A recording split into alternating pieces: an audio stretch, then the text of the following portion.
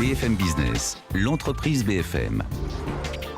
Mon investisseur et moi. Vous êtes le cofondateur de Databerries. Des berries, ce sont des fruits rouges en anglais. Databerries, c'est un peu autre chose, on va le voir. Vous êtes une belle entreprise, Arnaud, justement, qui a levé beaucoup d'argent que tout le monde observe en ce moment. Effectivement, c'est l'une des nouvelles pépites de la tech française, dont les échos ont pu dire que vous êtes le Criteo du monde physique. Alors, pour faire court, c'est ce que l'on appelle une ad tech.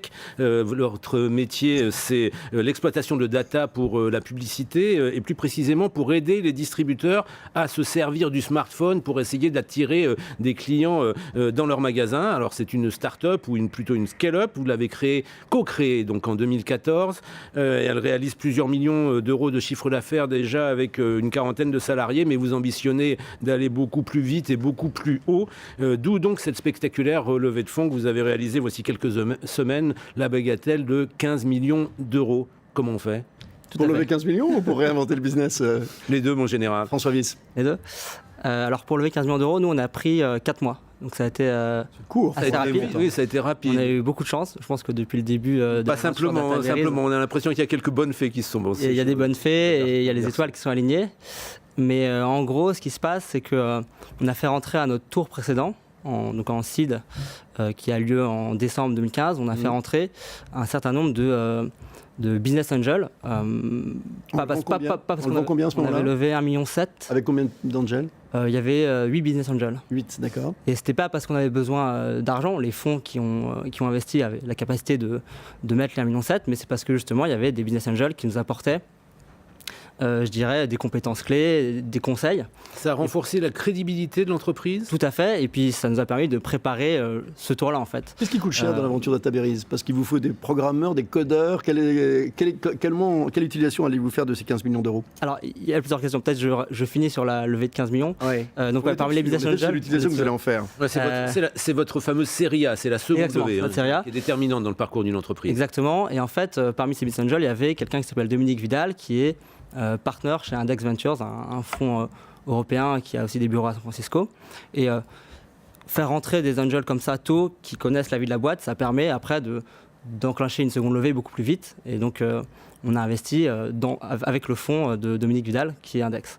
C'est quoi la promesse que l'on vend dans une activité comme la vôtre ? La promesse que l'on vend, c'est aux annonceurs ou aux clients ? Aux investisseurs. Aux investisseurs ou aux clients, j'allais dire. Et les investisseurs, en fait, accessoirement. On a eu la chance de faire la preuve en fait en France que nos clients, les distributeurs, Carrefour, Leclerc, Decathlon, etc., apprécient énormément notre solution. Et en fait, on tire le potentiel au niveau global, tout simplement. Et en fait, vous le dites très bien, on voulait accélérer. On avait deux choix. Soit s'autofinancer pour ouvrir le UK et l'Allemagne, soit se dire qu'on allait directement aux États-Unis pour aller plus vite. Et c'est la deuxième solution qu'on a retenue finalement. Les États-Unis ? Tout à fait. Donc moi, je pars à New York. Vous vous y installez ou vous allez chercher de l'argent là-bas ? Quasiment. Non. On va vraiment déployer le business là-bas, donc trouver des clients, des partenaires. Et vous allez vous-même... On a eu dans cette émission pendant 10 ans Augustin Paluel-Marmont qui nous a accompagnés, qu'on a reçu toutes les 6 semaines à 8 semaines pour essayer de comprendre, qui s'est également installé aux États-Unis, partant du principe que pour y gagner sa vie, il faut être sur place. C'est votre pari également ? Tout à fait, ouais. Exactement. Vous allez monter une équipe là-bas ? Vous l'avez déjà ? Alors, on est en train de monter une équipe là-bas, et là aussi, les investisseurs aident beaucoup. On se dit il faut bien choisir son fonds, etc. Les fonds, nous, principalement, ils nous permettent de recruter des gens qui sont vraiment de très haut niveau. Parce qu'il ne faut pas se leurrer, aujourd'hui, l'équipe fondatrice, elle a moins de 30 ans. On a tous moins de 30 ans.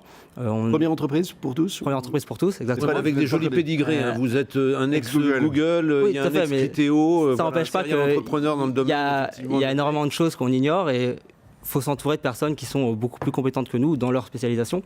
Qu'est-ce qu'apportent les fonds très concrètement ? Parce que là, vous avez en face de vous l'un de ses représentants, justement, un de ses illustres représentants. Qu'est-ce qu'apportent les fonds très concrètement à Databerries ? Très concrètement. Au-delà de l'argent. Alors, au-delà de l'argent, moi je dirais qu'on a une relation très saine avec tous nos investisseurs. Donc c'est vraiment une relation de mentoring et de conseil. Ensuite, ce n'est pas les fonds qui vont faire le boulot opérationnellement, mais ils nous permettent de prendre des raccourcis. Et justement, le recrutement, c'est quelque chose qui est vraiment clé quand on déploie une start-up. Et des beaux fonds avec des beaux réseaux nous permettent de mieux recruter et beaucoup plus vite. Et ça fait vraiment toute la différence. Enfin, s'il y a une chose que j'ai appris, c'est que le recrutement fait la différence. On s'est planté dans les recrutements, on a réussi.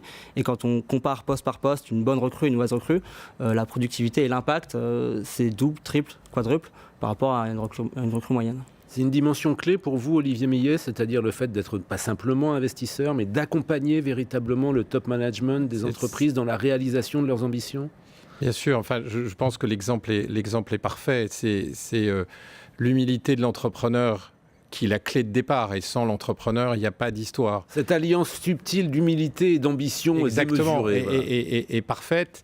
Les fonds apportent de l'argent, apportent leur label aussi, comme ça vient d'être dit à l'instant. Et le fait d'avoir tel ou tel fonds au capital peut même être un argument à l'occasion du recrutement. Il y a définition du profil, essayer de recruter de façon surqualifiée.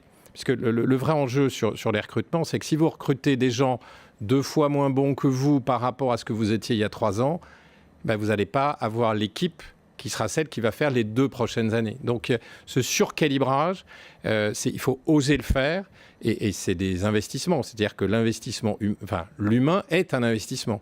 Et la croissance, ce sont des humains, donc l'importance de l'expérience, le label. Quand on est coté en bourse, on a le label, le tampon « je suis en bourse ». Maintenant, aujourd'hui, avoir le label « je suis accompagné par tel ou tel investisseur » apporte quelque chose à l'entreprise et prend le risque du recrutement. François Wyss, vous avez choisi le fonds ou c'est le fonds qui vous a choisi ? Est-ce que vous en avez vu plusieurs et sur quel fit s'est fait la rencontre et la décision finale ? Les aux 2 tours, on a choisi. C'est vous qui avez choisi. On a la chance de vous avez eu le pouvoir choix. choisir. Ouais. C'est vraiment une question d'humain.